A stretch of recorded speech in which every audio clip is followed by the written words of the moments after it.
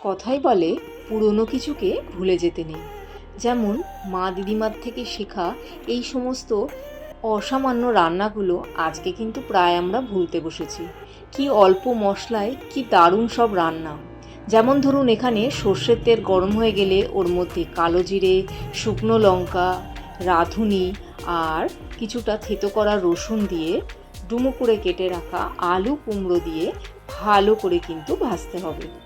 তার সঙ্গে দিতে হবে কিছুটা হলুদ গুঁড়ো দিয়ে বেশ খানিকক্ষণ নাড়াচাড়া করে নিয়ে ডুমো করে কেটে রাখা পেঁয়াজ আর কিছু চেরা কাঁচা লঙ্কা দিয়ে ভালোভাবে কিন্তু নাড়তে হবে। এই ছোট ছোট রান্নাগুলো কি অসাধারণ খেতে। তার সাথে দিতে হবে খোসা ছাড়ানো পরিষ্কার করে ধুয়ে নেওয়া চিংড়ি মাছ, ওটা কিন্তু কাঁচাই দিতে হবে। এটাও কিন্তু শেখা সেই মা দিদিমার থেকেই, তরকারির স্বাদ কিন্তু আরও বেড়ে যাবে। আর আন্দাজ মতো নুন আর চিনি দিয়ে তার সাথে কিছুটা লঙ্কার গুঁড়ো দিয়ে ভালো করে নাড়াচাড়া করে নিয়ে ঢেকে রাখতে হবে।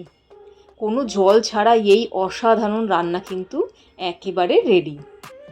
যখনই ঢাকাটা খুলবেন তখন এক সামান্য গন্ধ আপনার নাকে আসবে।